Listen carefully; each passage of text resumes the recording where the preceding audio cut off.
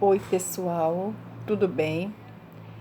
Gente, como eu prometi para vocês, hoje nós vamos falar de uma cantiga trovadoresca chamada Cantiga de Amor.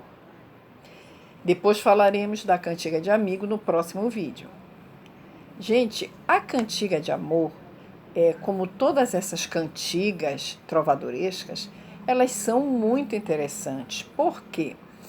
A Cantiga de Amor, quem fala é o eu lírico masculino. Esse que é o interessante, né? Ele mesmo, o poeta, tá? Gente, uma observação. Você vai fazer prova, vai fazer processo seletivo, prova de concurso, enfim.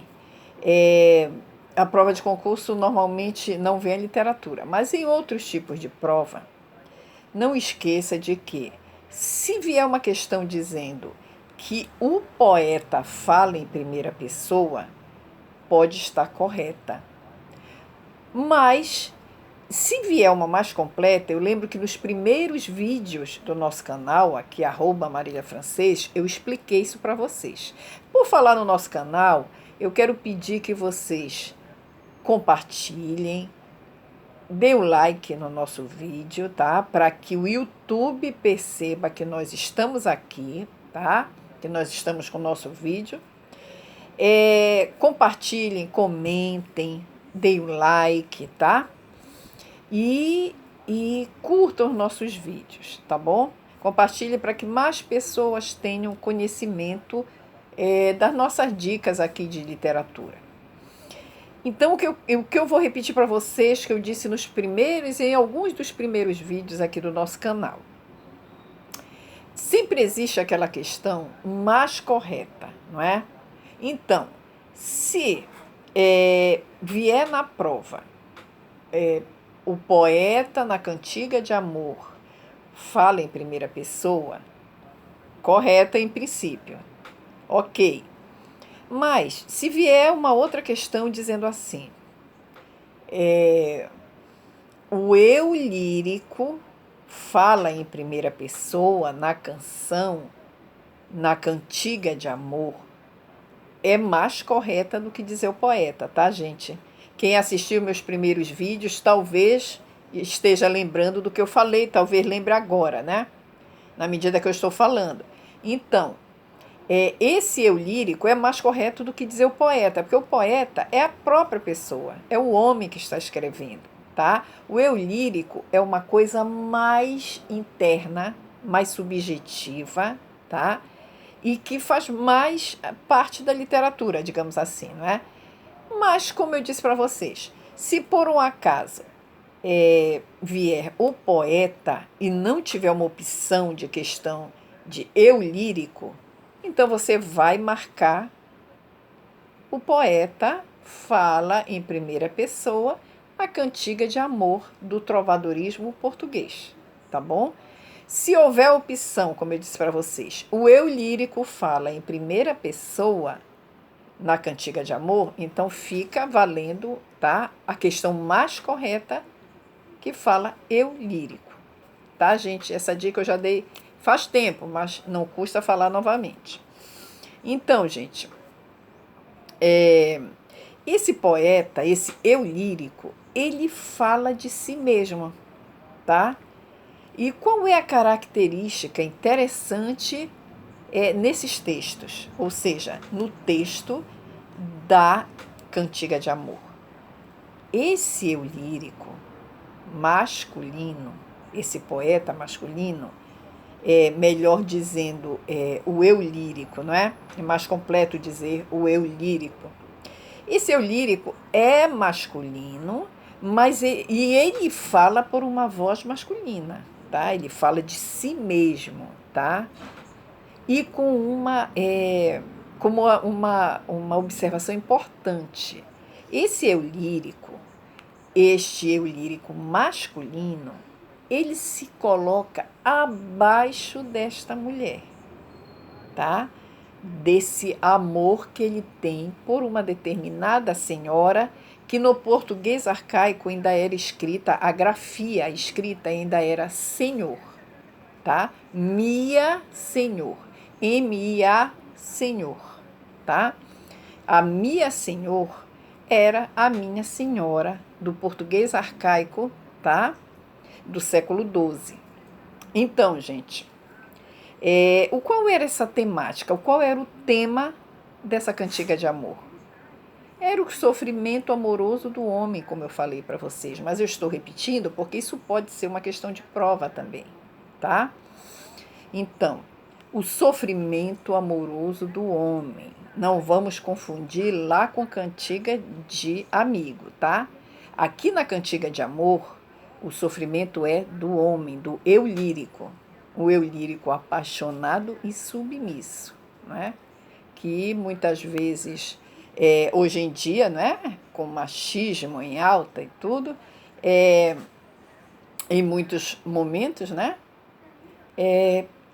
as pessoas ficam petrificadas, meu Deus, um homem se humilhando, um homem apaixonado, um homem se colocando abaixo do ser feminino, mas nessas cantigas, tá, de amor, o eu masculino se submetia a servir essa senhora, que nos textos, como eu falei para vocês, se escreve Mia Senhor, tá? Que na pronúncia é mais ou menos Mia Senhor, tá? Português arcaico, como eu disse, o senhora era escrito senhor, que no caso seria Mia Senhor, tá? Então, ele se inferiorizava. E quem era que escrevia esses textos? Os próprios trovadores, tá bom? Mas por que também na insistência de eu falar em eu lírico? Tá? É quando se passava essas cantigas nas cortes, de que os trovadores escreviam. Gente, não esqueçam que o eu lírico, ele tem a licença poética. Ele pode não estar sentindo nada daquilo, mas quando ele escreve, tá? Quando ele escreve, ele vai falar como se ele estivesse realmente apaixonado, devastado e submisso, tá, gente? Mas na prova, isso não vem ao caso. O que vem falando na prova, tá? Não é do homem, é o trovador homem. A prova quer saber do eu lírico, do poeta, tá? Não do homem na vida real. Foi só para dar mais uma indicação para você, mais um dado, né? Então, eu peguei um exemplo aqui para vocês, um trechozinho, porque essas cantigas são longas, são como eu disse para vocês no vídeo anterior, elas são tocadas, elas têm a musicalidade, né, dos textos. Então, ela é tocada, é cantada e tocada, né? Então diz assim, um trechinho só que eu peguei, como eu disse para vocês, são textos longos. Enquante, esse enquante é o T mudo apóstrofe. Eu vos, vírgula, minha senhor, vir, sempre meu, esse meu, depois do M tem apóstrofe e vem o. Querria, esse querria são dois R's, tá? R dobrado. Querria viver e atender e atender.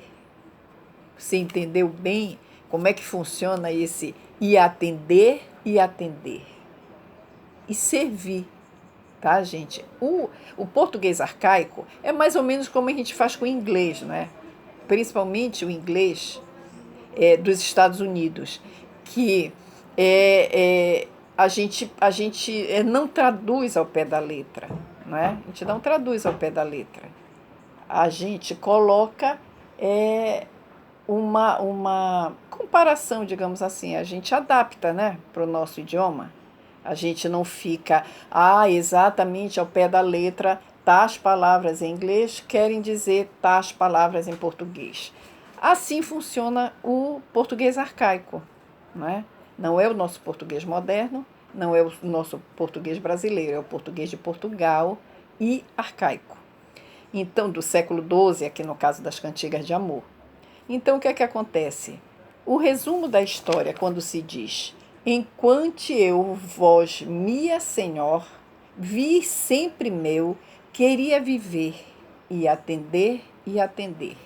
Ou seja, o resumo da história é que ele quer servi-la, tá? Ele quer servi-la para sempre. Então, resumo, as cantigas de amor, elas têm como característica o eu lírico masculino, apaixonado, devastado, sofrendo, é um sofrimento amoroso, tá? Olha as dicas para uma questão de prova. E não esqueçam, como já falei nos primeiros vídeos para vocês, vocês sempre vão marcar, pode ser que tenha o item correto, mas vocês vão marcar o mais correto, tá? É sempre assim. Serve para qualquer disciplina, não só para literatura.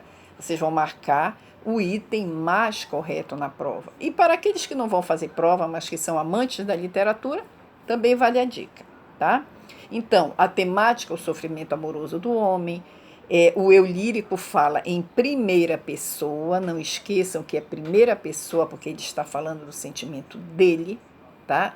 E ele é submisso a este amor, o eu poético. Eu não vou dizer, não é tão correto dizer o poeta tal, por quê? Porque eu vou estar falando de uma pessoa real. O eu lírico é uma coisa, como eu disse para vocês, uma situação muito mais subjetiva, né? Com a licença poética. O que é a licença poética? O poeta pode falar até mesmo o que ele não está sentindo, mas ele escreve em prol de um texto literário, de uma literatura. Tá bom, gente? Qualquer dúvida, coloque aí nos comentários, tá? E não esqueçam de compartilhar o máximo que vocês puderem para que as pessoas tenham acesso a essas informações literárias. Beijão, até o próximo vídeo.